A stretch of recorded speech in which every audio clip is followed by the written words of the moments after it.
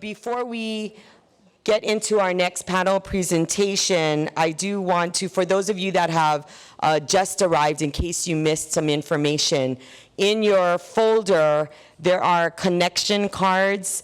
And again, we want to remind you or inform you what those are for. This is a way to connect with different entities or individuals that you find that you want some information from them. So two purposes of the cards. You can either use it to announce an event or services or resources that you have that you think will be helpful for everyone. So it's a way to market or get out information, much like a flyer. So on those cards, you would put the event or the announcement or the service and your name and organization and contact information and place that card in the basket on the registration table. The other purpose of the card is to directly connect with someone that you desire to, or an organization. Next to suggestion on the top of the card, you want to identify that individual or organization. Then you will detail your request, comment, or suggestion or desire, and then again put your name and contact information. Place that card in the basket on the registration table. Staff will go through that basket all throughout the day and separate between announcements, which they will post here on this board, and the other cards they will get to the individuals that you identify on those. So it's a way to help you network.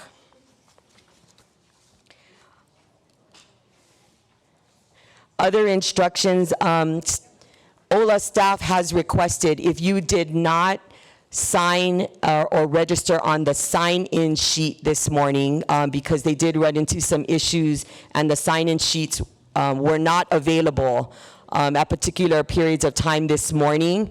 Please do so at some point today. They need your attendance recorded on that sheet for their own purposes, as well as for yours if your agency, for some reason, contacts their office, I guess to double check on your attendance, I don't know.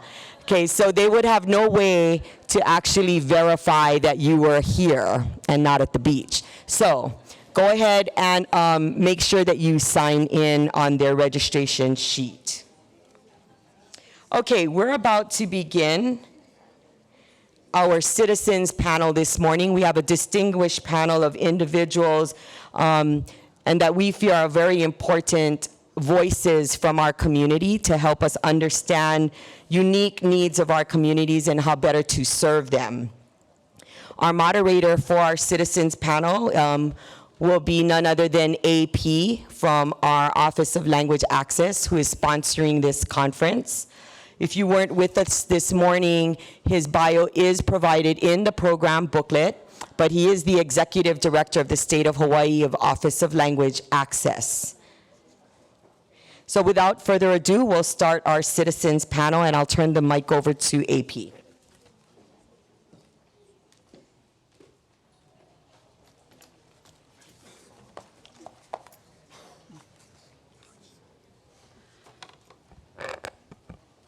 Okay, good morning everyone, and welcome back to the next session for this year conference. Once again, my name is AP. I'll be here, your moderator today. Please bear with me, this is my first being a moderator, so I was volunteer to be this one. But before I start with the panel, I just want to talk why we want to have this panel, why we need the LEP voice from the communities, because we want everyone to hear firsthand experience from the LEP population who's here, and we have diverse representing from different culture and different dialect.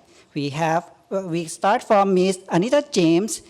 She is the citizen of FSM of Federal State of Micronesia, and she moved to Hawaii in 2001. She has 5 adults, 1 son and 4 daughters.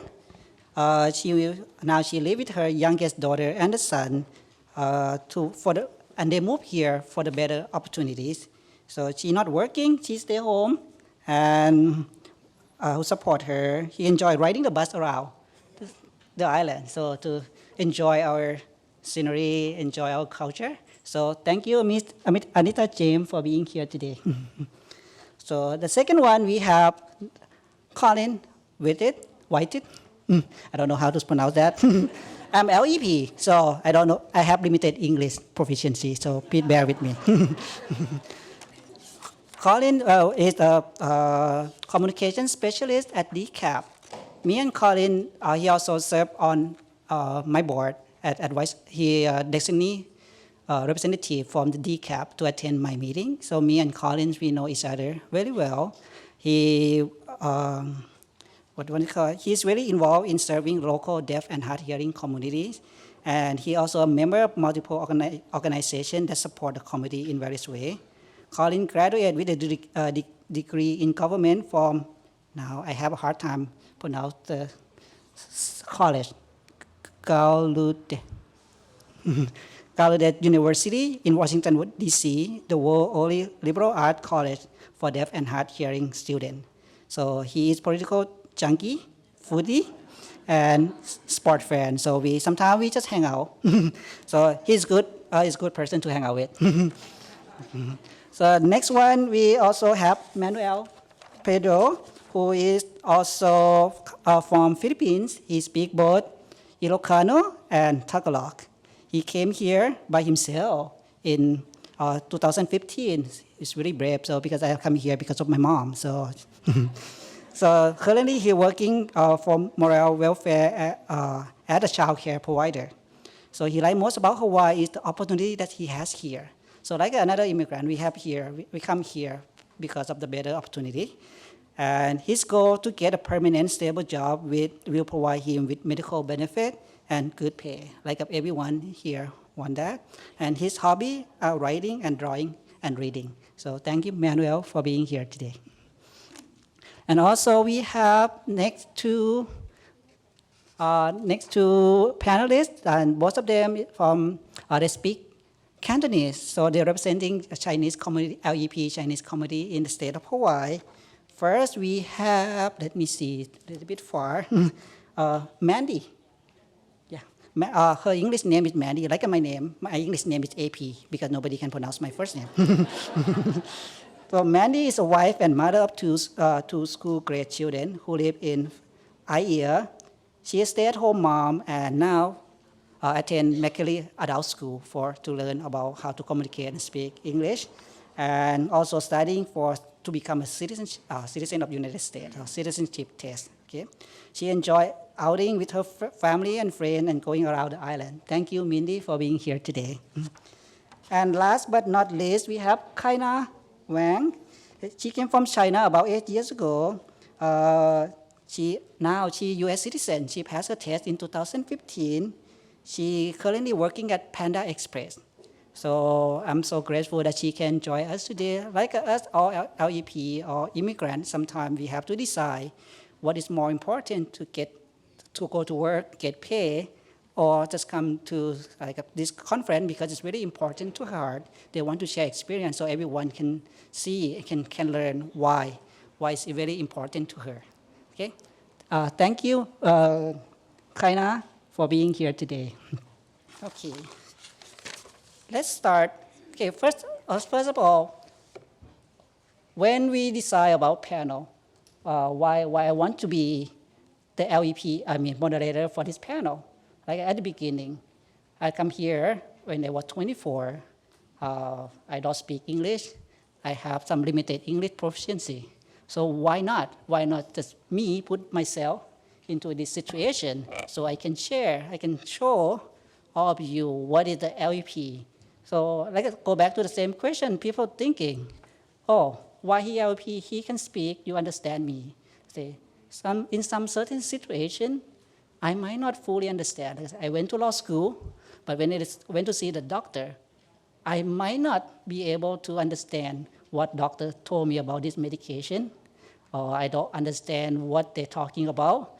When people like immigrant get into the situation that they're not familiar with, like people from the DV situation after they got abused, they're in the situation that they're unable to communicate, even though in a certain situation they speak English really well. So under the pressure, under the different circumstance, even me in front of you, I'm scared. I'm intimidated. by all of you present here. So I might turn myself from okay to speak English, but now I might be LEP because the situation changed. The environment is changed, so it will affect my communication. So I might be better to speak in my own nature tongue. I might be able to speak better to communicate in Thai. So that's why one thing that I want you guys as a service provider, when working with immigrants, working with the LEP population, just make sure when they identify themselves as a LEP, just kind of believe them, don't say that, oh, your English is good enough, so you don't need an interpreter. Like the law say in our statute, it's about self-identify. When they identify themselves as LEP, we as a provider have obligation to provide services to them. Okay. So now, why we here today with this panel? Because they want to share their personal experience about the emergency situation. So what we're gonna start, I can ask the question, and the panel will explain, share their story about what happened with them during the emergency. Okay, I'm gonna start with the question about what your personal experience with an emergency or disaster. So what we're gonna do, we're gonna go from this way and have each panelist be able to answer the question with the assistance of each interpreter. Okay, so we will start with Ms. Anita James. So what is your personal experience with an emergency or disaster?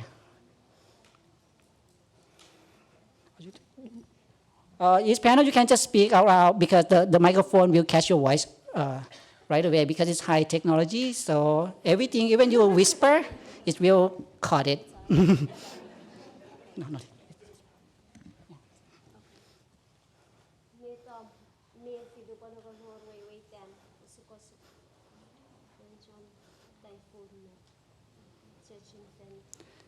Okay.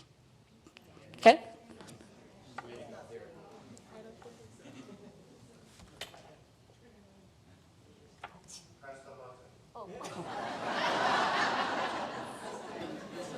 Okay. Is it on? Yeah. Okay. Metogon me sidu panagon war way tano suko noater. Ja, no akkus. I was afraid. I was scared with trembling within myself. So, but what type of situation that she experienced? Like Metsokon way tano suko mi pain nomlan.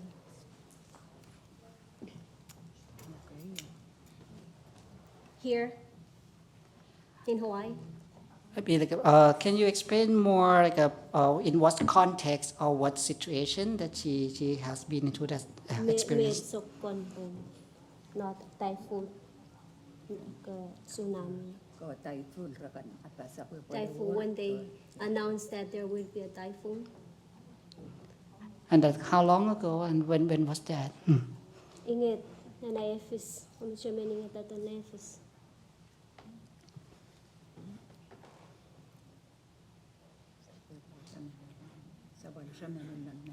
I don't remember. Okay, so to recap, so you say you stumble when you heard about typhoon coming and you scared, you stumble. Is that? Doon po na kon rong por typhoon, po kon luok ko sa kontoro. Yes. Okay, so that's about the natural disaster, about the announcement that she have heard. So let's hear from Colin. So how about you, Colin? What is your personal experience with an emergency or disaster?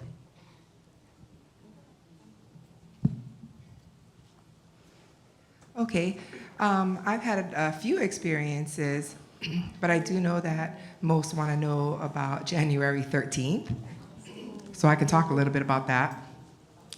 That was a Saturday, and I was at work that day, and I was giving a presentation of some sort, and I wasn't quite at work at the moment. I was actually about to get in the shower when I got the alert. And I'm thinking, I don't have time for this. So the first thing that I did was I went down and turned on the television, but it was a college basketball was on TV. So I'm thinking, what's going on? So the second thing I did was I texted my boss, and I'm like, are we still giving the presentation today? And my boss was like, wait. And so in actuality, I was relying more on what my boss was telling me and some of my other coworkers and Twitter, which, we all know was a jumble of confusion and a total lack of communication. But I think what also happened throughout that day was that there was a lot of press conferences. There were some high-level government officials who were giving their messages. And for myself, it was a challenge because none of that was captioned on the television. So how am I supposed to know what's going on? Secondly, I'm not speaking only for myself, but for other members in my community, that we are a large number of LEP users, and we are signers who struggle with the English reading and writing literacy.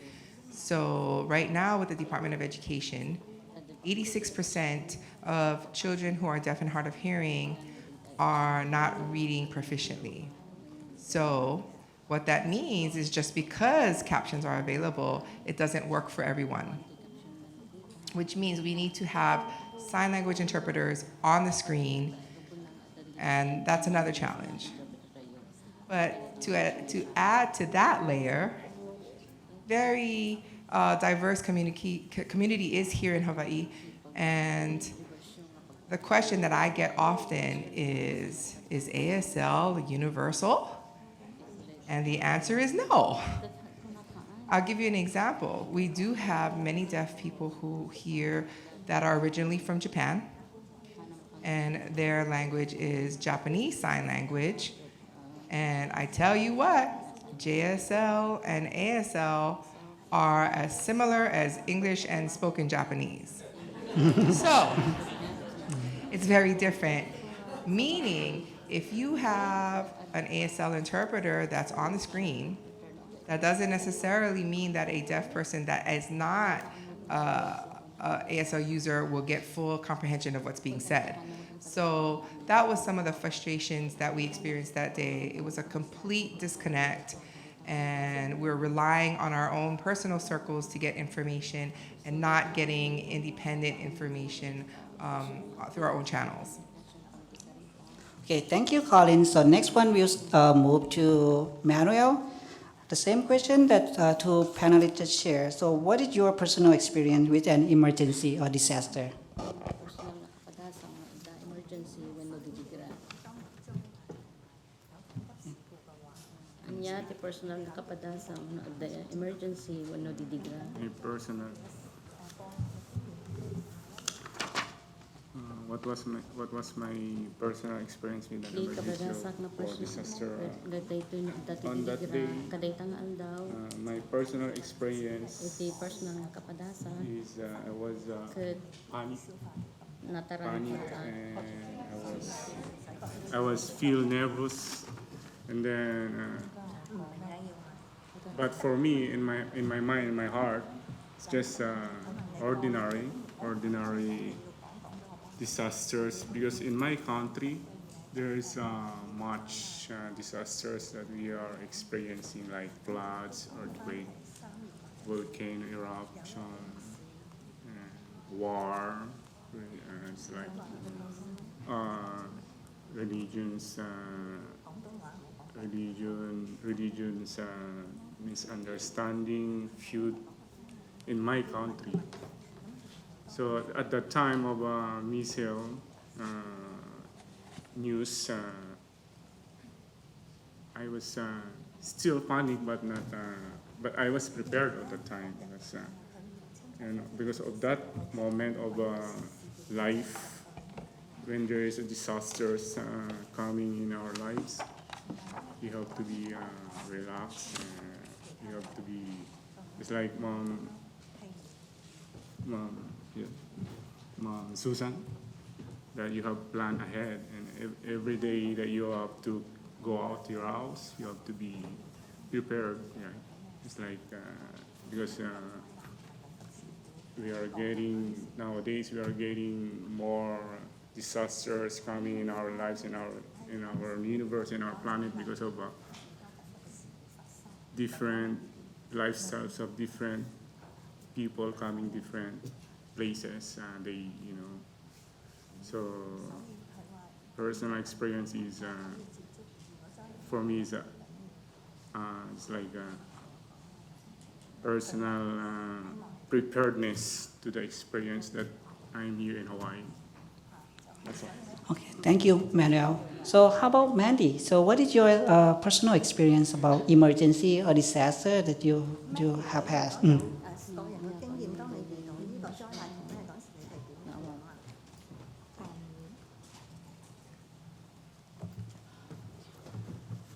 啊？我相信個個人都會害怕，即係包括我在內，即係但係驚係冇用嘅，但係我哋要冷靜去面對呢一樣嘢，去分析即係好似之前北韓飛導彈過嚟，即係我哋佢話我哋要揾睇新聞話要揾防空洞，其實夏威夷係冇嘅，咁然之後就靠電話信息同朋友聯絡，然之後就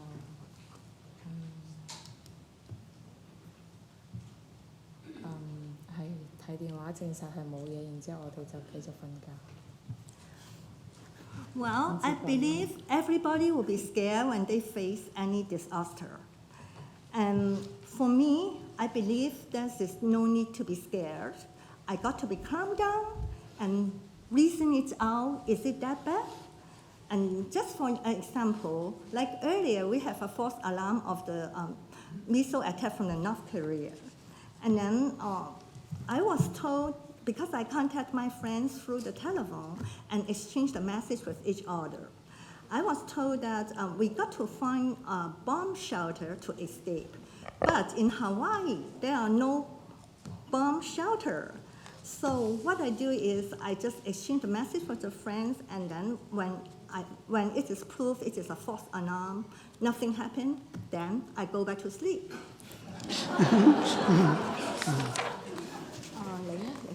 Okay, how about Miss Kaina Wang? So what is your personal experience about emergency or disaster? 你嗰個經驗對於個人經驗對於有災難嗰時，你係個經驗係乜嘢啊？對於我哋嚟講咧，如果係即係語言因為我哋英語問題如果遇到災難咧，我覺得有好大嘅障礙，因為好多嘢都唔知道，即係有種後知後覺感覺，好似之前大島火山爆發都好犀利嘅時候，我都照樣返工，根本一啲都唔知道係發生啲咩事，反而係中國啲親友嚟到問，即係發信息嚟到問我發生啲咩事你有冇問題有冇事咁樣我先至知道大島火山爆發咩咁樣，即係對於各方面嘅災難，我哋都會後知後覺，唔會好清楚。Well, because of the language barrier, when we face any disaster, there will be a big obstacles for us how to handle it. Just give you a sample. Like earlier, when there is the volcano explosion in the Big Island, I totally didn't know about it, and I just think, I continue going to work, and I don't even have any clue about that is something going on there. Until my relative from China sent me a message and tried to ask whether I'm okay. Until then, I know there was a volcano explosion in the Big Island. For us, because of the language barrier, so this is a lot of the news, information on what's happening outside, or even the disaster is happened out there. We usually will not get the first-hand message. We always will be doesn't know what's going on until someone for example, my relative from China asked me whether I'm okay, then I will know there was a big volcano explosion there. So it is difficult. Thank you for the first question. I just want to share something about. 我只不過係可以同你哋分享一啲。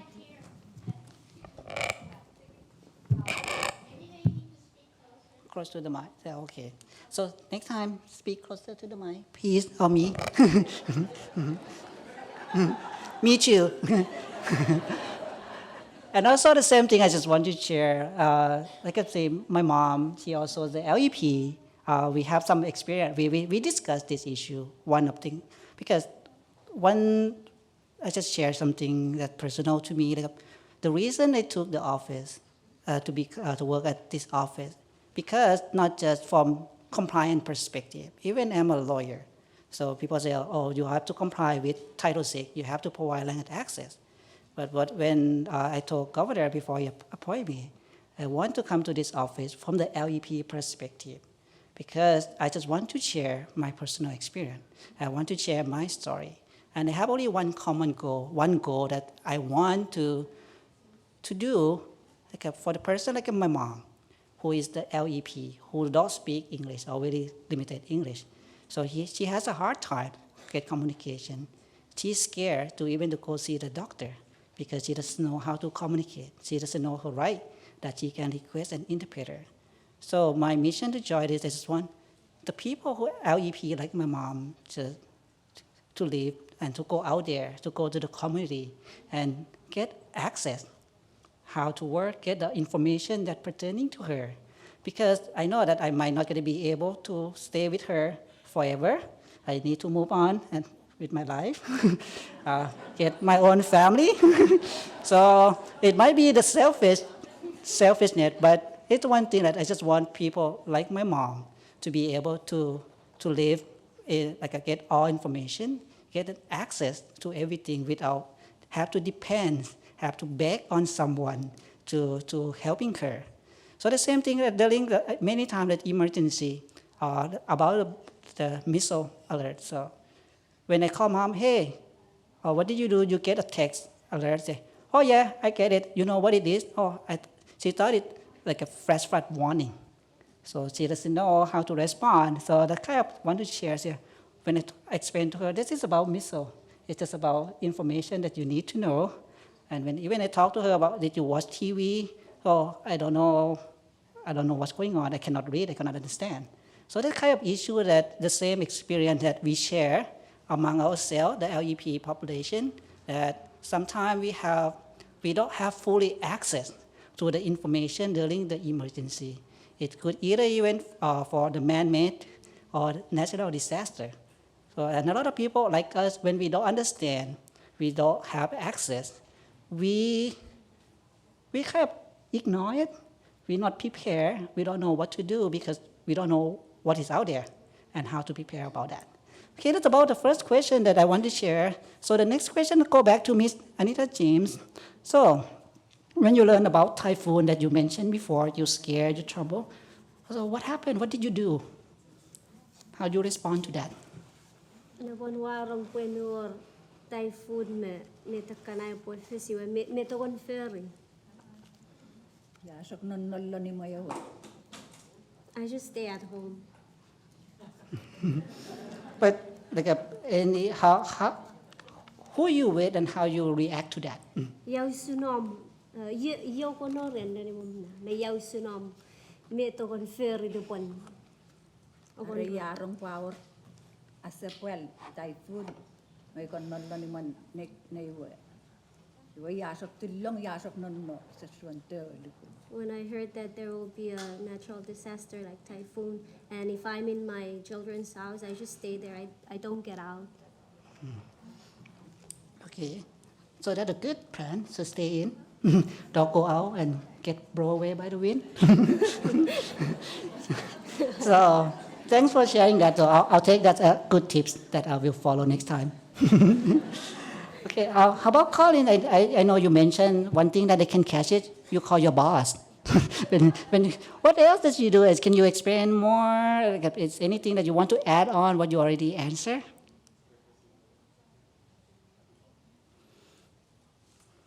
Well, I think that for myself, I just wanted to make sure whether this was a real thing or not. I mean, I got the text from loved ones saying, "You've got only 30 minutes left," you know? And I'm like, what do I do for 30 minutes? You know, that's a tough question. But I do think that the experience on that day, you know, it taught all of us how prepared we really are, right? So it got me thinking, and many people in my community did also verify that we were not prepared. And I think Ben Franklin said, failure to prepare is preparing to fail. So we at DCAB, we did a survey of all the people within our community about what their experience was, not just during the false alarm, but during any other type of an emergency. And one of the largest issues that came up was about preparedness. And I do know that there are people within our office staff, Debbie Jackson for one, she has been trying to work with the city and county and other counties as well to provide what's called CERT training, and that's Community Emergency Response Team training. And it's available publicly, but the issue is that it's not accessible for people who are deaf, because who's gonna pay for the accommodations? Who's gonna provide the interpreters? And so the implications of that is that we are already one step behind in our preparedness. So that's one example to ponder and things that go through my mind of what the hell do I do when this happens again? If, but I hope not. I don't think to add on to that, and it's good to prepare. And one thing that I kind of believe the most is not just about a matter of if something will happen. It's just about a matter of when things gonna happen. Because like I said, we don't know. Things like this we unplanned for. So I kind of just take on and go, okay, yeah, it's not about if for me. It's just, it will happen. It might not happen here. It might happen somewhere, but it will happen. Yeah, it's just a matter of time. It's a matter of when. Okay. So how about Manuel? So you give us some experience about from here as well as from your from Philippines, where you come from. So how, what did you do? How did you respond to that? I respond this.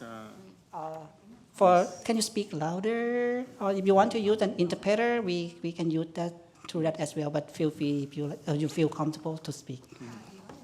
I respond about these emergency or disasters because in my country there is this one emergency about missiles. We didn't experience this one. Most of our emergency or disasters there is a flood, earthquake, because Philippines is nearby the equator, so that's the start of typhoon.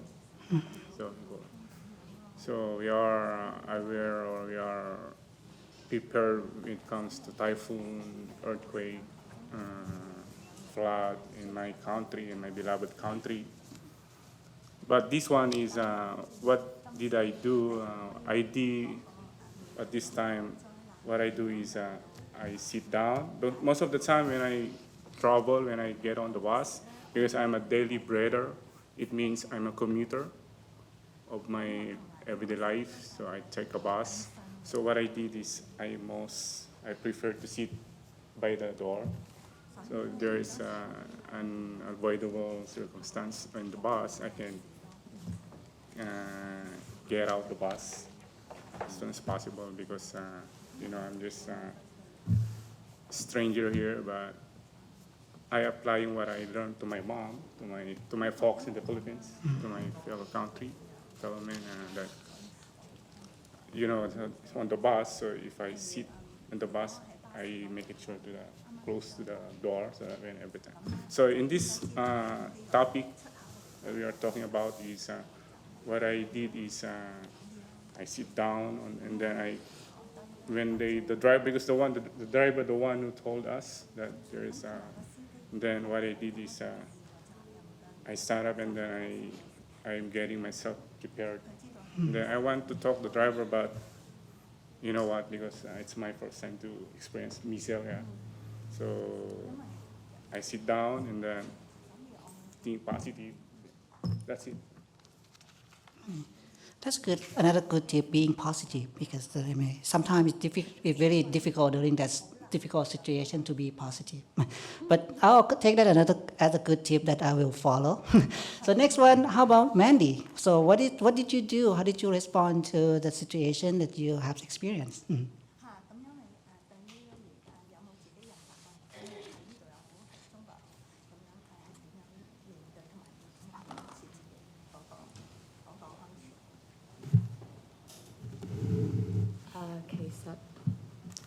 其實我喺中國或者喺呢度都好，其實好少，即係好少遇到嗰種突發災難。如果遇咗，即係有唔好彩遇咗嗰個災難，我會即係同屋企人一齊仔女老公一齊坐埋一齊祈禱咯。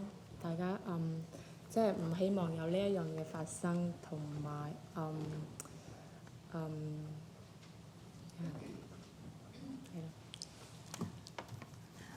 Well, in fact, I already experienced disaster or a sudden disaster happen suddenly in here or China. But in case if it does happen, I decide I will stay with my family, my children, my husband, and pray and really hope I will not experience any more disaster. I think that's about it.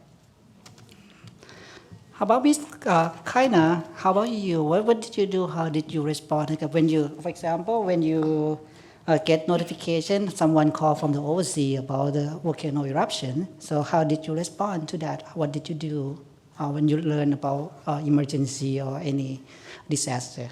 我想請問咧，你會點樣嚟到個人經驗嚟到面對有災難咧？譬如好似上次咁樣個大島個火山爆發，咁你仲話你翻緊工嘅喎，咁如果再有咁嘅事情發生，你會點樣預備同面對咧？對我嚟講，遇到火山爆發或者地震，我真係一啲經驗都冇，呢個係真嘅，因為我以前喺中國，嚟自中國嘅地方咧，都係一個比較風平浪靜嘅地方，即係唔會話有咩大災難。我覺得如果係遇到大災難嘅時候，應該要保持冷靜咯，同埋要盡量避免去啲即係封閉各方面嘅地方。我覺得要保持冷靜，應該係隨機應變咁樣去做咯。Well, to me, I rarely experienced any volcano explosion or any earthquake either in Hawaii, here, or back in China.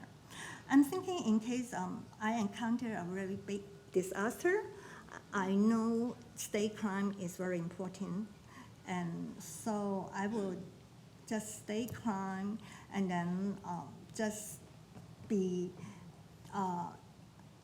maybe go with the flow because that's all I can do. But stay calm is very important.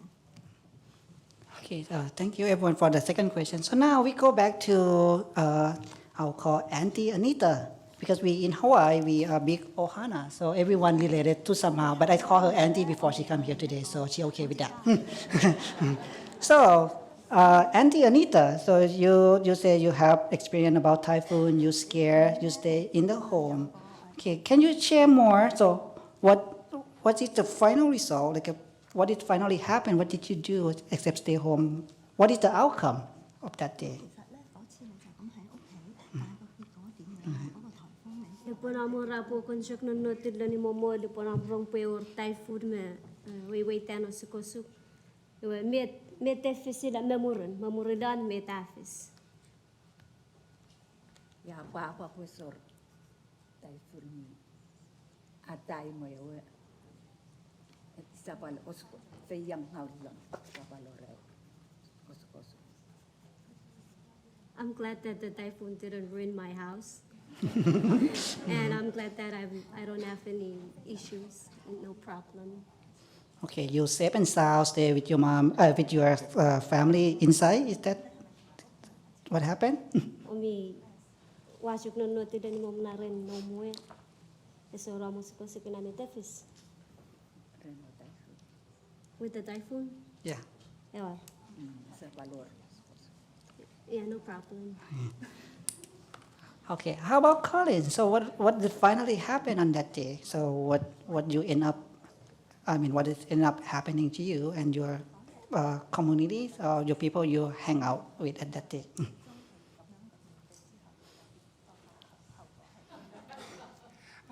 We gave a workshop. That's what I did. We went ahead and we put on the show, went on with the show. And, on a more serious note, though, it really raised a lot of life-altering questions. Our community really depends a lot on those two things. The WEA, that wireless emergency alert, and social media. And there's some serious issues with both of them because, for example, accessibility.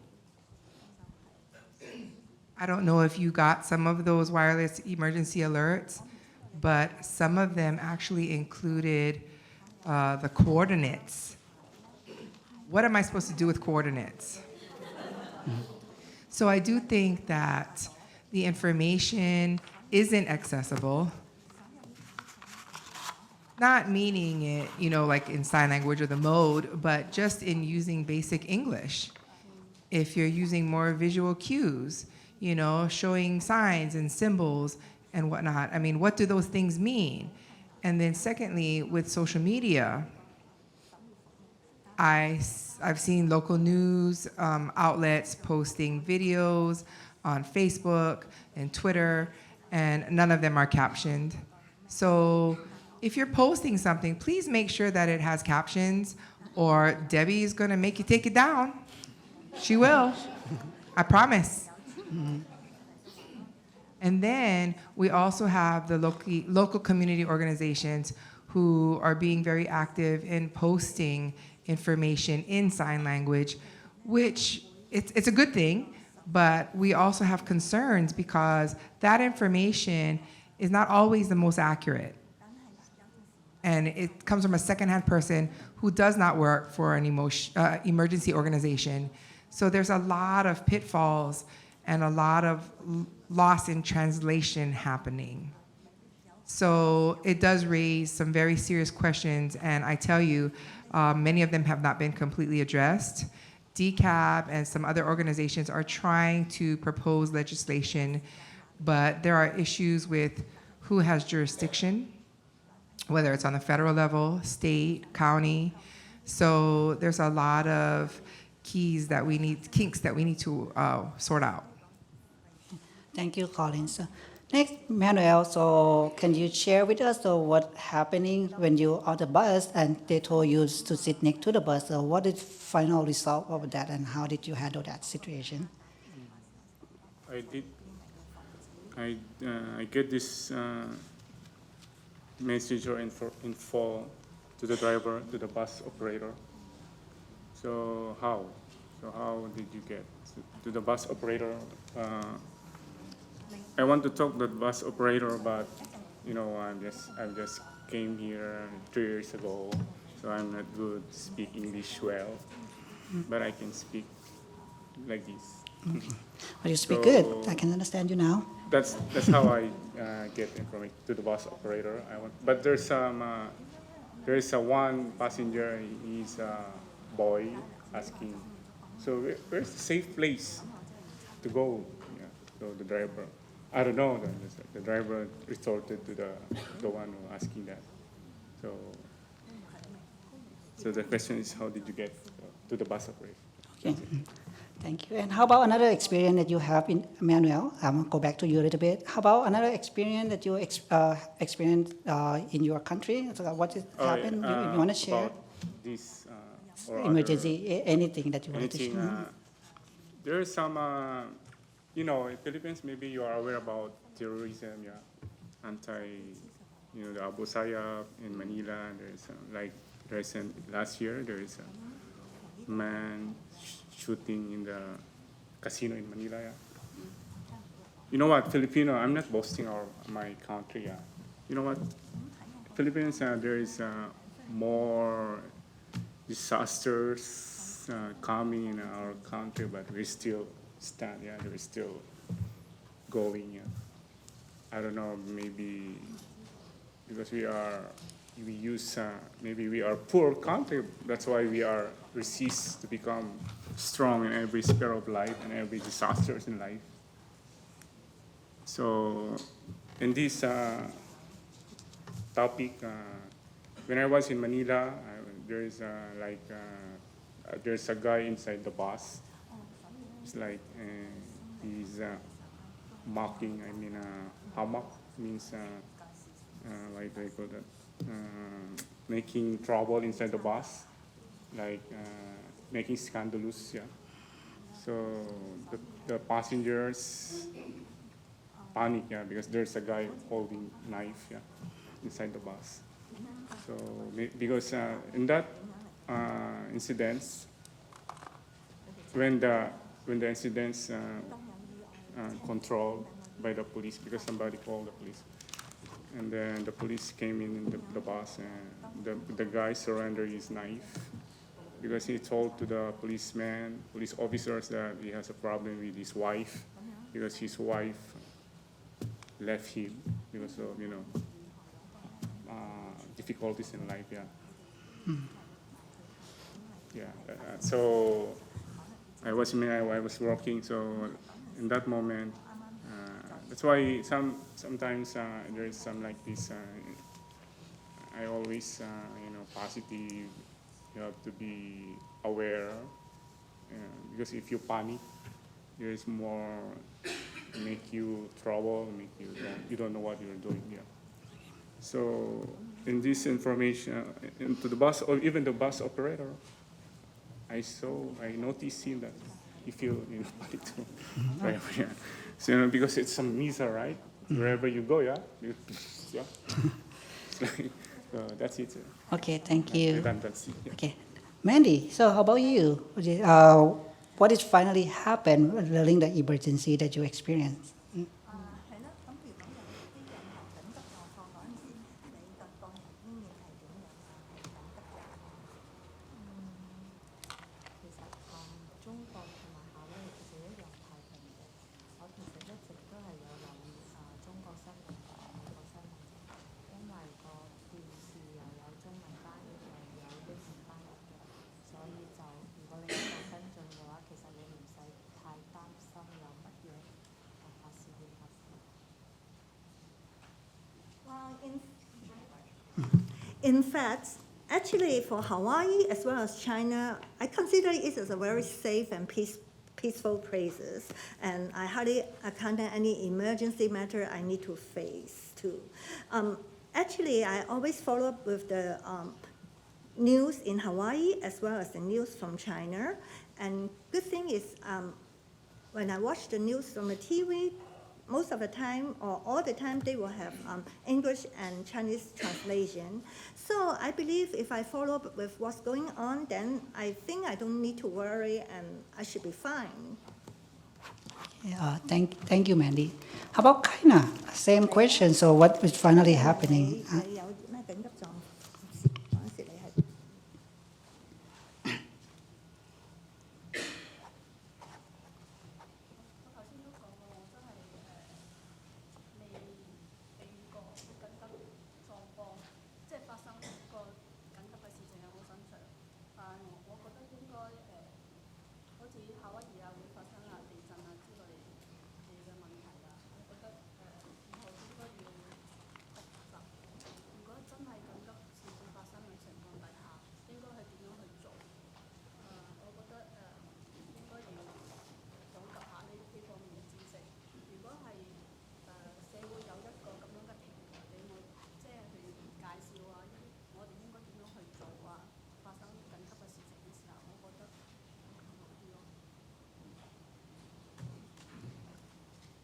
as I mentioned earlier, actually, I hardly have any personal experience to deal with any emergency, which happened on me.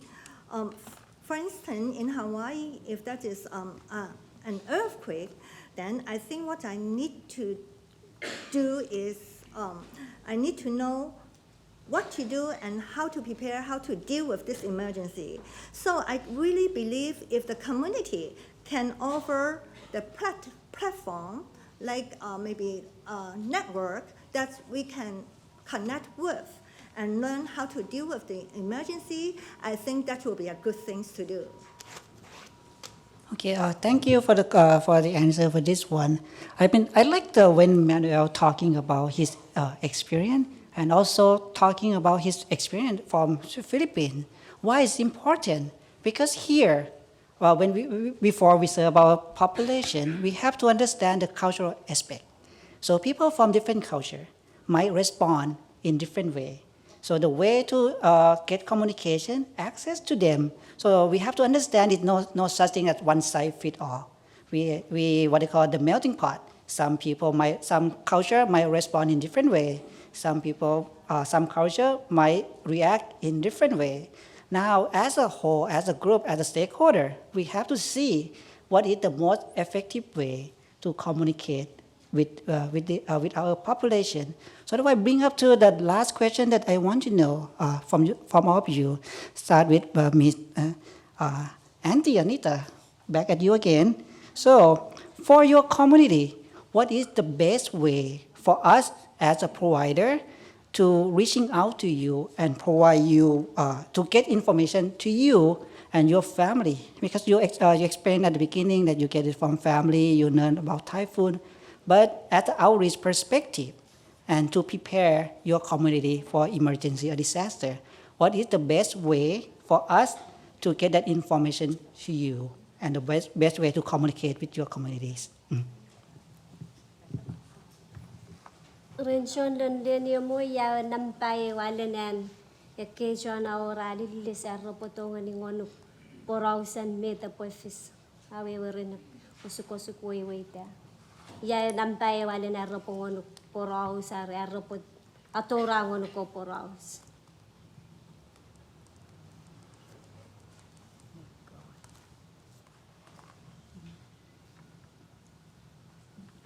John. Sorry, I'm clarifying. Ngani John dun din yun. Make go it. Through my children. But how we, because we don't know where your children are, like we're not gonna knock on your door, but like any community outreach or place of gathering that if we want to do outreach or we get your information or reaching out to your communities, what is the best way to do that?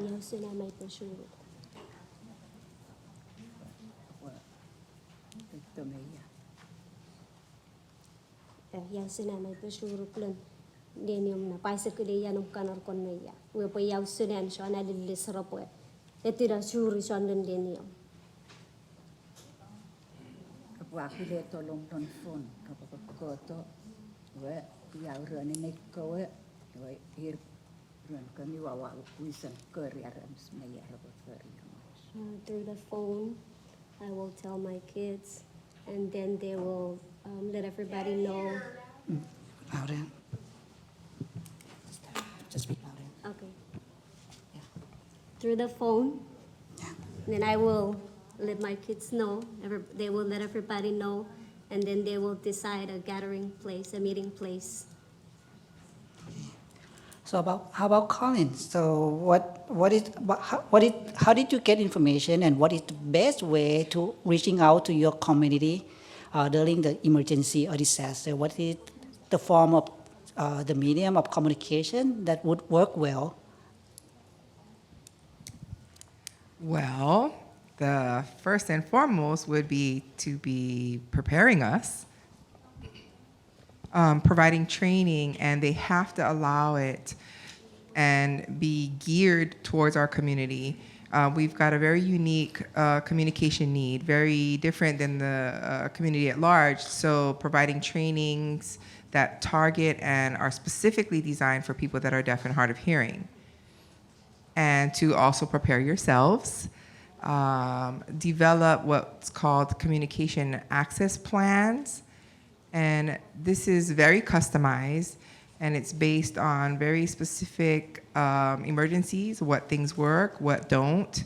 And in order to perfect it, it requires interagency approaches. So one agency is not going to fix it. You have to have engagement from the TV stations and the counties and states and local community organizations, the community colleges, and so forth. And so lastly, prepare us.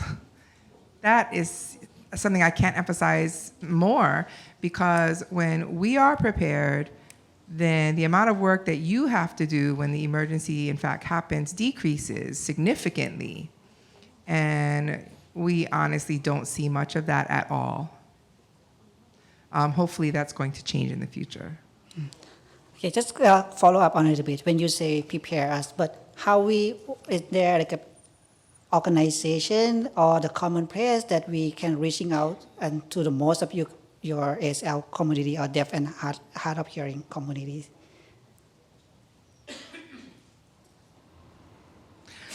Well, I think a good place to start would be to be working with DCAB.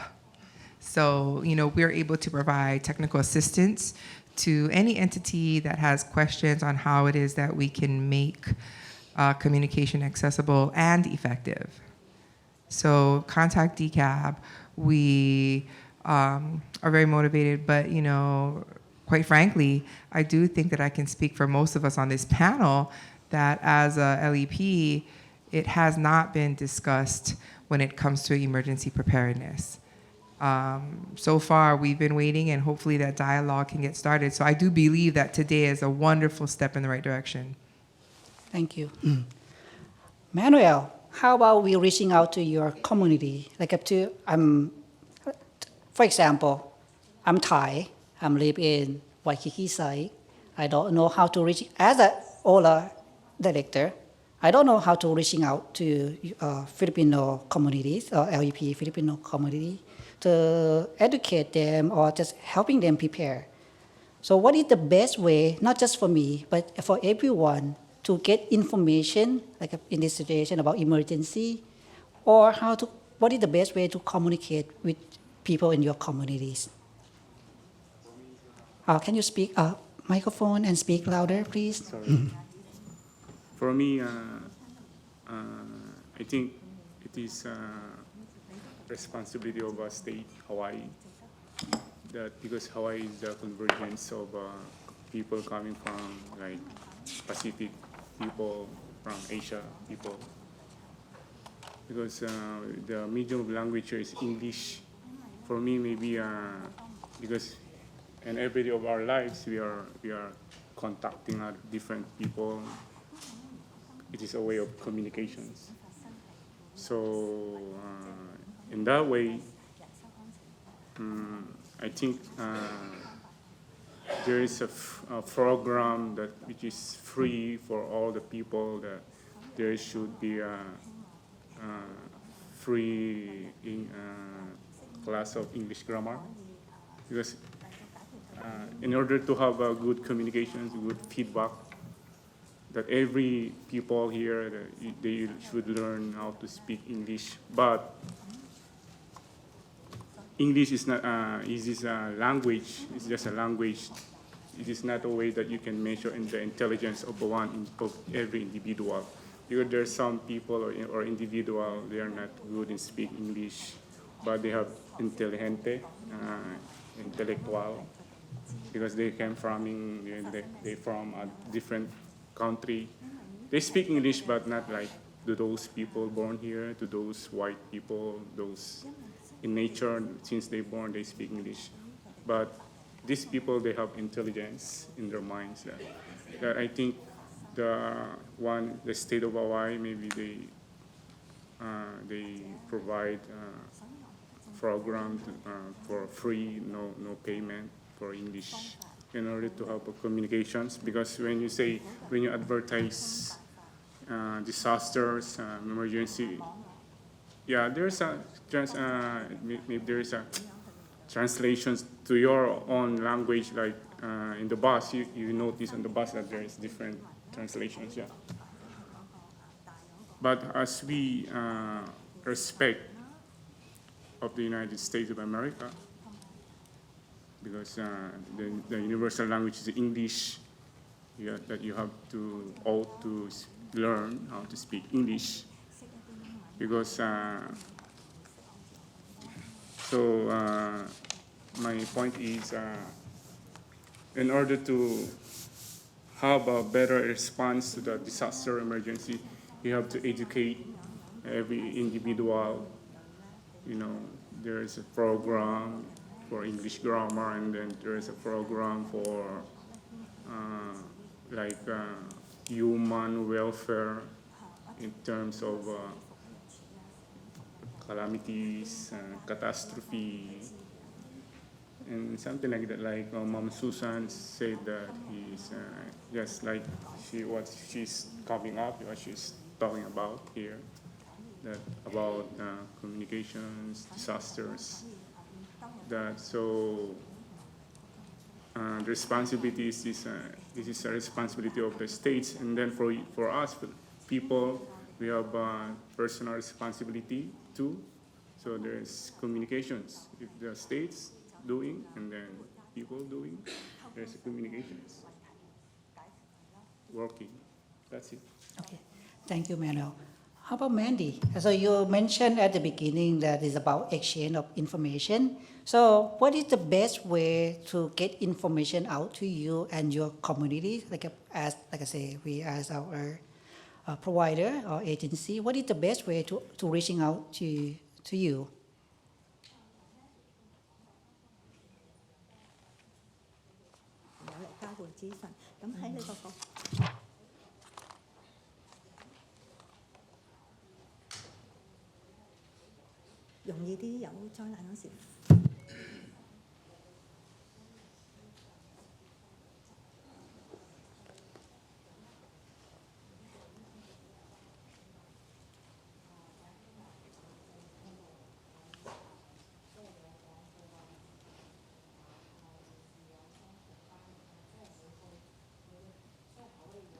同嘅國籍，希望可以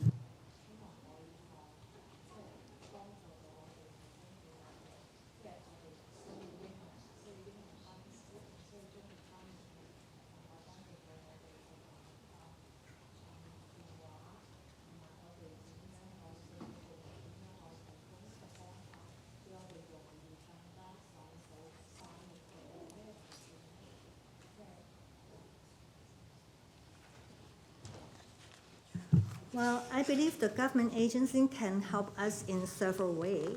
For example, the broadcasting, such as like on the TV news, we need the Chinese translation.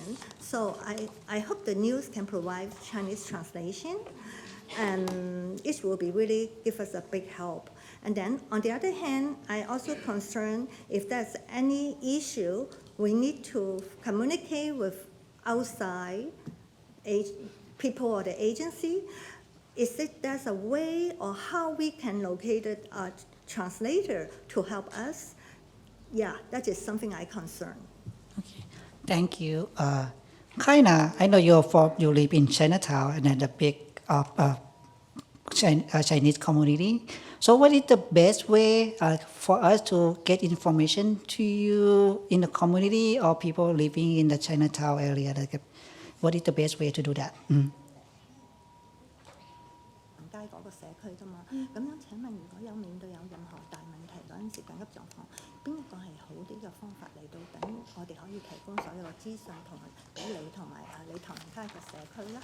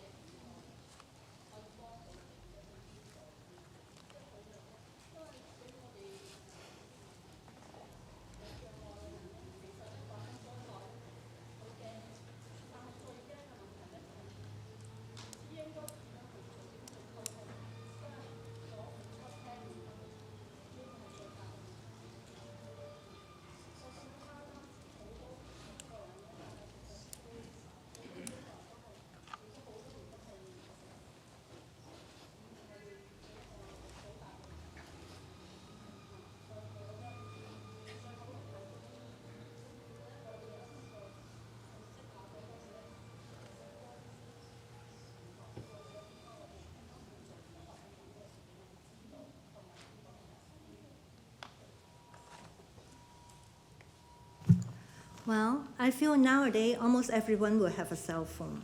So I believe when that is any disaster happen, I think the government should provide the translation for all various languages, and they can test us or give us the information through the cell with all the languages, with all the translation for different language.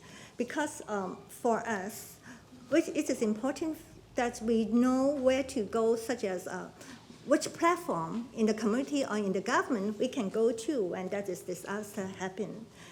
And then, because for us, we have language barrier, when that is a disaster come, we will be more scared than the regular people. We will be really scared.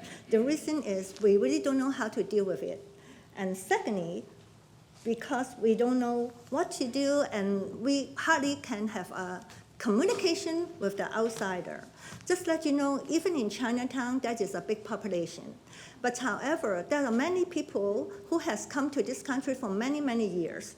However, they still have problem to communicate because they don't speak English. So I really feel if the government can improve on use a network, a platform to give out message to reach the LEP community with the appropriate translation, then it really help us how to deal with the disaster. Thank you. Okay, I just want to add on from my different perspective. Like I say, I'm LEP, so I'm gonna go back to my story again. So for my communities, for same as from people like Kaina or Mandy, we or even Auntie Anita, we go to the place that we trust. We go to the place that we believe that they can communicate with us. Like for my community or a lot of Laotian community, we go to the temple. We go to the church. We go to, I'm working a lot with human trafficking victims. So we go to, they don't like to go to the government function. Then we have to outreaching to them. So that type of thing that when you're planning, you have to thinking about what is in their mind. A lot of immigrants, a lot of LEP, many of them afraid of authority. They don't want to deal with people who have authority because many of them might have some immigration issue. They don't know what's coming. So that kind of shut down their communication or their acceptance to learn even for about emergency or situation. So you, when you, as an agency, as a provider, when you create a plan, you have to take that into consideration. What is the safe place? What is the common ground that people would like to go to gathering? And that might be the starting point to get our information. Because as you can hear from our panel today, they have a lot of issues that we have to take into consideration. The culture is different. How we deal with people from different culture. How to, like Auntie Anita, she said, contact her kid, but we don't know where her kid because that's her, who she trusts. Now we have, as a provider, we have to looking, where they're going, how we're gonna reaching out to them. So we're talking call-ins, we talk about text, we talk about phone, social media. How are we gonna address that issue? Because a lot of people rely on now, even now, like I have a ton of Twitter just come out on my phone, so we depend on them, that kind of medium that we're looking for. How we can make sure that issue can address about the access issue to our LEP communication. Even Kaina, even Mandy mentioned about government responsibility. Yes, from different perspective, they might think it's not my job, but it also government have to provide it. It kind of shows that we come from different places. We have different understanding about the culture. We have different understanding about responsibility. Even though the emergency, we have different meaning about emergency. Before go back to my favorite people, my mom. When I asked her, when you think about emergency, what is the emergency? Yeah.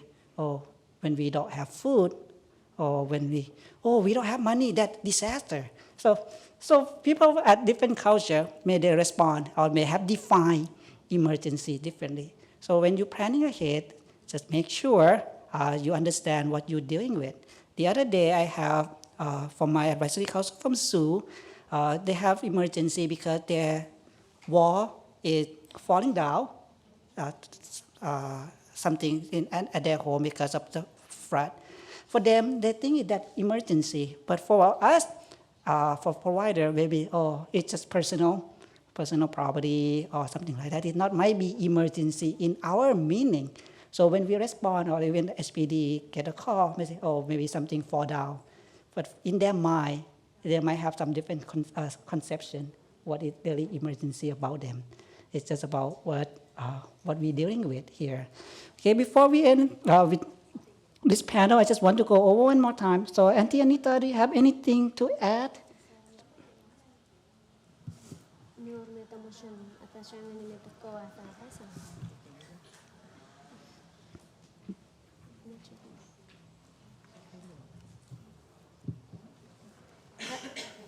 I don't know. Okay, you have time. I'm still here with you all day. So if you would like to add something more, just come wave at me. I'll be at your service. How about Colin? Do you have anything that you'd like to add more? Perhaps two things. One would be to consider the lack of resources. We've got a shortage, especially on the neighbor islands. Interpreters are scarce, and we face that challenge with the lava situation on the Big Island.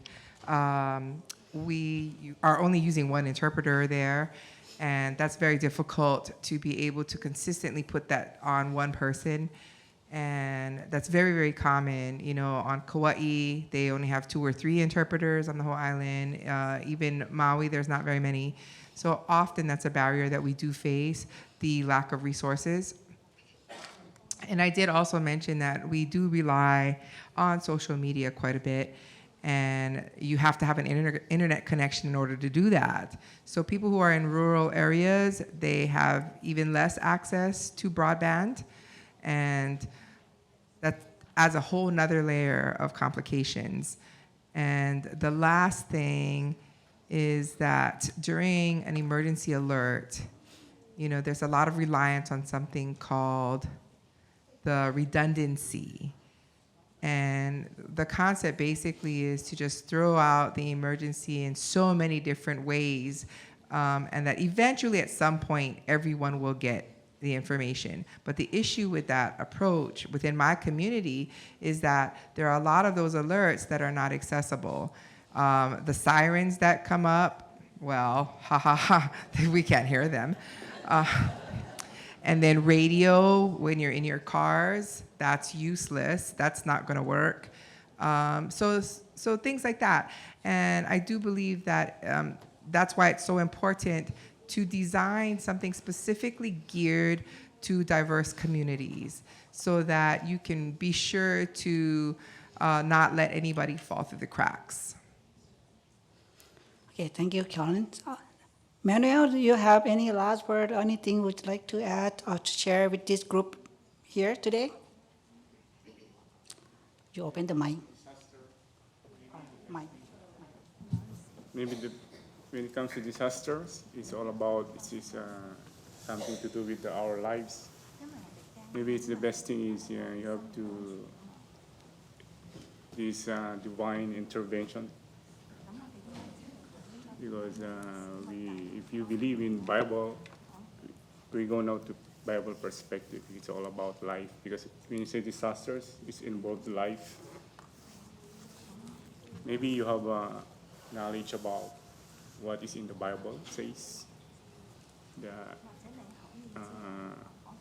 you have faith. The faith manifestations of your love starts with yourself. So when it comes to disasters, maybe you have to be aware about yourself, because you cannot help other people if you don't know how to. It's like love your neighbor as you love yourself. It's a logic. Love your neighbor as you love yourself. So how can you save the man if you cannot save your life first, right? It's a logic. It's a deeper understanding. It's all about because. Most intelligent people, like Albert Einstein, sometimes they mediate to the Bible, they refer to the Bible, what they, in their minds. Because we talk about emergency even before Noah the flood. It's in the Bible. There's a flood in the Bible. Until now, we are still experiencing floods. And literally, it is water. When you say flood, water coming from the big body of water. Yeah? But if it is, has something to do, not only the flood. When you say flood, floods like problems in our lives. It is flooded. Yeah. So it's all about, maybe you can refer to the Bible. Maybe you can combine science and biblical perspective. Because because even you are good in science, but if the disaster, because disaster is accident, you don't know what is when it comes. Yeah, you don't know what is disasters comes in our lives. Yeah, but if you have faith, because when you say faith, you have this one. Yeah. You can, if there's disaster, you are cool, yeah, because you have faith. You have your love yourself. You have faith in God, yeah. So that's the time you can manipulate what is disasters you're going through. Because ever since God, there's the first thing God teaches us is the discipline, manners, like the four gospel. Discipline comes from the root word disciple. If you have discipline, you can handle what disasters coming. For me, but I don't know, because we have different average intellectual. Okay. That's it. Thank you, Manuel. Mandy, so do you have any last word or anything you'd like to share with the attendee at the conference today? 嗱，我哋而家咧就嚟完㗎啦。Mandy，不如你再分享下你自己對於正話我哋所講嘅嘢，你有咩總括啊？最後其實我係希望即係政府部門喺每個區域可以開設每個翻譯部門，例如個機構去幫助有需要幫助嘅人，唔係淨係去到唐人埠先可以揾到翻譯嘅，即係每個區開設多一啲部門幫助我哋需要幫助嘅。I really hope the government agency can develop the interpretation and translation services. The office maybe in each district, not necessarily just like we can only find interpreter in Chinatown. So if there will be like, we can have the language access in no matter where we are, because we look forward to that, and that's why that is important for the government to develop the interpreting service in different districts. Same thing to Kainas. Is anything you like to add?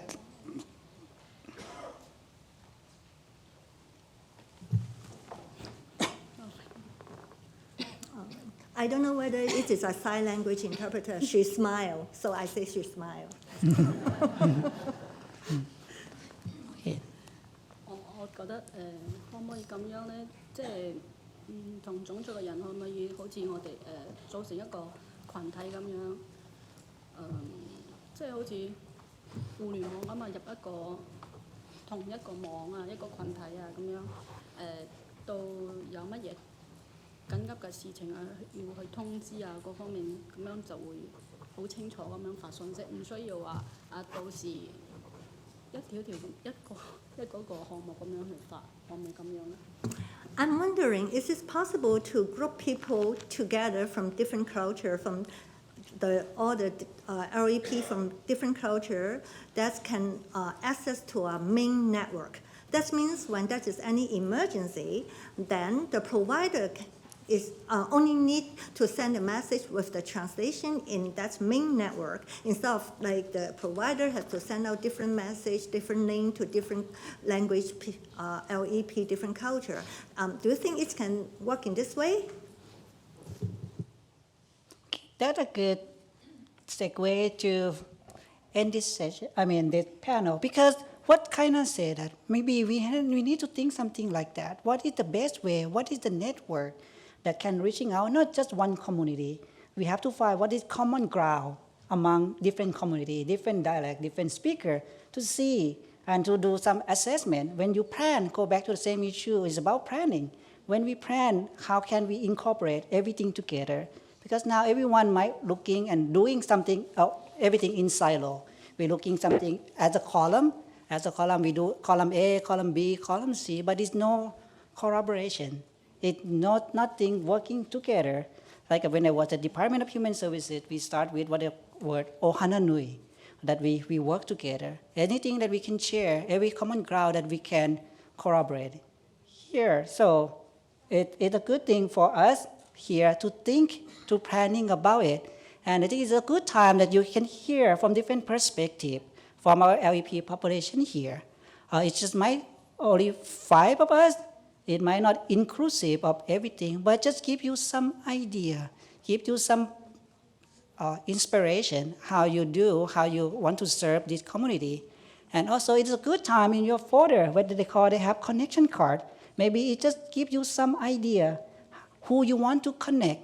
How, let's say, maybe you want to connect to Colin, hey, how can I access to your ASL community? So just write down, make sure we use all the resource that is available here.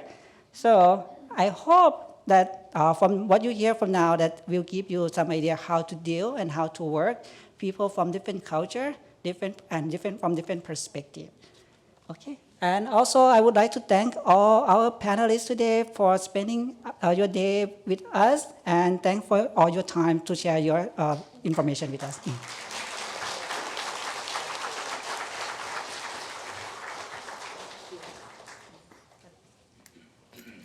So if anyone in the panel have any, yes, our runner.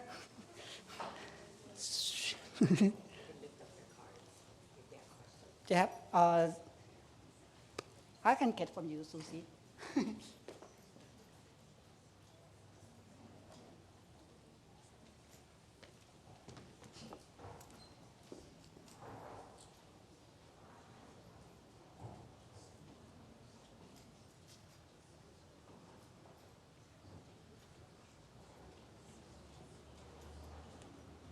AP, I had thought when it was first announced, this OLA connection card, that it was an opportunity for us to let you know what we could offer to potentially a strategic plan, an emergency preparedness plan. So I would also use this card for us to write down how we can help Yes, yeah, they to can. create something, because I think everyone has their resources and their strengths and their knowledge about emergency preparedness already. So I feel I thought that was what the card was for before the original person had talked about it. I think we would miss the opportunity if we don't ask of all of these people how they can contribute. Yeah, that's good. Thank you, Senator Susie. Yep, that's a good suggestion. We can post it on that. And like I say, one thing after the conference, we want to see what is the idea, and then we can bring it up to the table for what different community or different organization, how can we improve the access to help this population. And thanks for that suggestion, and I'll post it on the board. And as well, I take it back to the office and review every single one, I promise. Okay, anything else? Yes.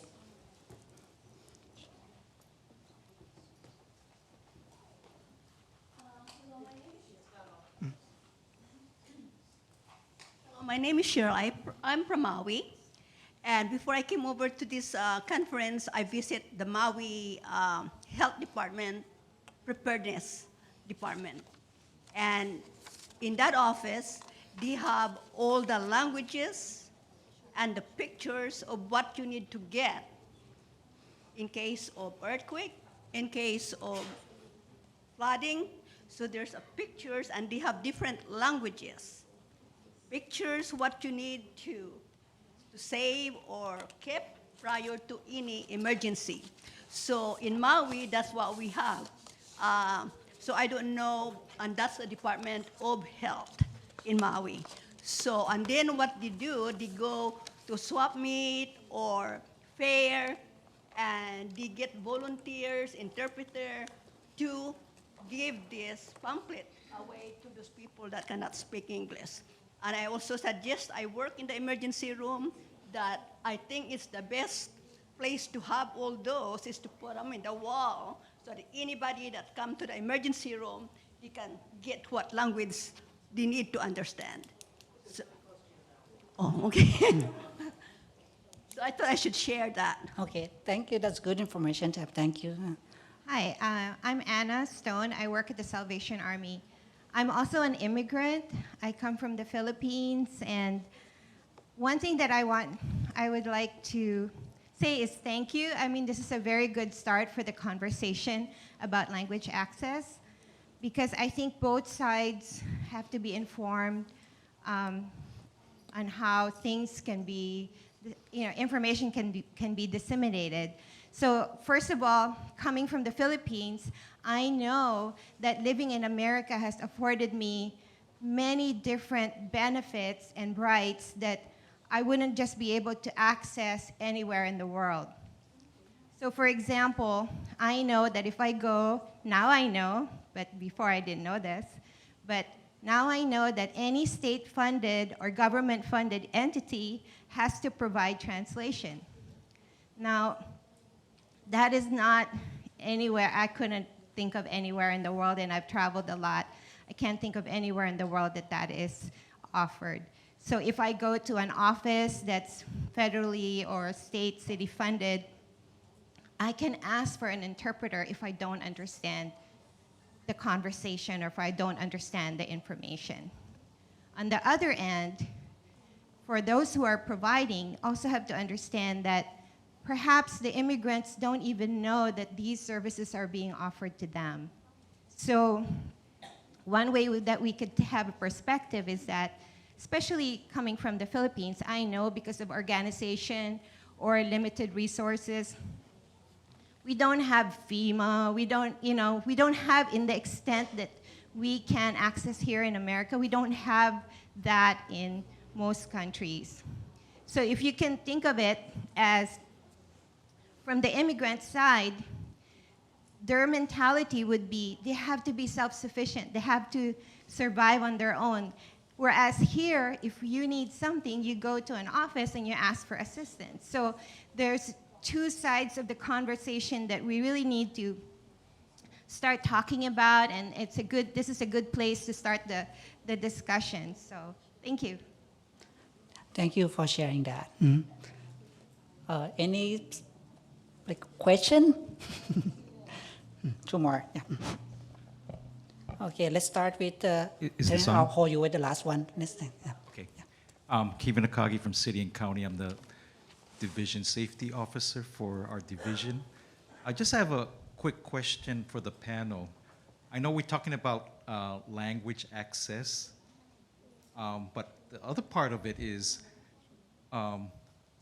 for us individually, do we have a plan for our families? Do we have a meeting place? Do we have provisions? Or what I'd like to ask the panel is, what have they done to prepare for any type of disaster that would help, I guess, this whole group as a whole to, I guess, could benefit from what they're doing so that we can also do the same? Okay, thank you for that. Good. Okay, let's start with Anita. I mean, for your group, like, I mean, how do you help? What is your plan?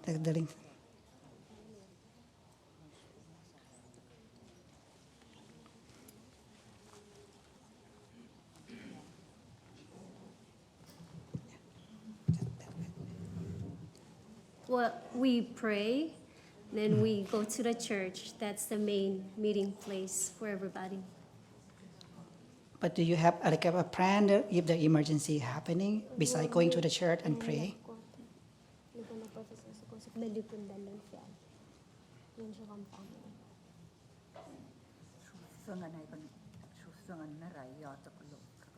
We just gathered and prayed first. Okay, let's move on to Collins. How about you? What is the, for ASL community to respond to that? Well, for myself, After the missile alert, my father forced me to go buy one of those emergency kits from Costco. The ones, that come in with the rations and enough canned and dry fruit and rice and bottled water. And I think that's supposed to be enough to last 2 weeks. But I really don't know if it's worth it if we have a nuclear attack. So I'm not sure, just get under the table and hope, I guess. But, for other types of emergencies, hurricane, tsunami, and so forth, if I have to stay in one place for a long period of time, then I am prepared for that. But as far as my community, I can say that there's been no direct effort to gather the deaf and hard of hearing people and to tell them what they should be doing. It has not happened. Am I correct? Yeah, so a member of the community says yes. So that really needs to be addressed. I'm very sure that a lot of people are like, well, hey, where's the beer?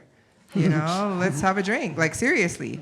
So, on a serious note, I do believe that that's a huge gap that needs to be filled. Manuel, how do you prepare? Do you have any plan, and what is the best place to get into your communities? Mike, can you open mic? When times like this, disaster, as for myself, as part of this society, maybe you have the quality of being initiative to your, just like initiative and empathy. When it comes to a disaster, because when you say disaster, sir, is this an accident? Mm-hmm. Because when you say accident, you cannot trace it, yeah. But if you say emergency because somebody report there's a alert, yeah, like rain, yeah. So maybe you have to be initiative, empathy, but you have to be when you're going to initiate, you have to be in good dispositions, yeah. Because you have to be aware what is those coming, because you have your responsibility, your personal responsibility. So that how you prepare, just for that you planned. How can I prepare? When disasters, how can I be prepared? Maybe when disasters comes, I stay, something like awareness, and then like I have to be aware to my responsibility of myself. Okay. If, for example, there's a lot coming, so I have to do something to myself. So that maybe you don't know if you don't know, or if you don't do something to yourself, even you want to help, but you are in the dangerous situations. So maybe it is something to do with your responsibility to yourself in order you to help other people. When it comes to flood, you have to, like in the Bible, Noah, because he has responsibility to God, so that he can help to other people. Okay. Help to something like discipline to yourself. Okay. Because love your neighbor as you love yourself. Right? It's a logic. Okay, thank you. So Mandy and Kaina, so the last question, what is your plan during the emergency? What is how to reaching out to you guys, into the group? Or to be specific, do you have any plan? 其實我自己冇特別計劃，不過屋企要經常儲備一啲水啊、食物啊、電爐啊、gas爐啊，都可以煲飯嚟食，填飽個肚就 OK。Well, in fact, I don't really have any specific plan. I think maybe I should have a bottle of water, food, rice, gas, and stove ready And in case if that is any disaster, at least I'm able to cook the rice and feed our family, so we will not be starved. I think we will be okay. How about Kaina?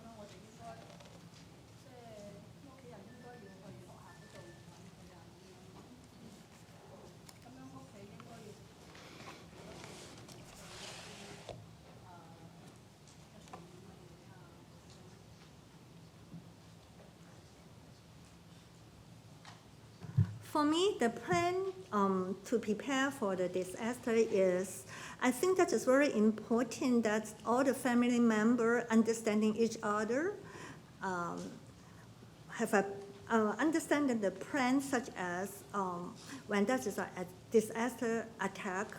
Then, for example, like my son, if he is in school, then he will know that the family member will go to the school to meet him. And besides that, the other plan for our family to prepare for the disaster is we got to prepare the things which we, for our daily use and daily need. Okay, thank you. So do we have one more? I think we can, yeah, for interest of time, but feel free to write down, and then I still keep in touch with all the panelists. If you have any question or comment, I will address that to you guys.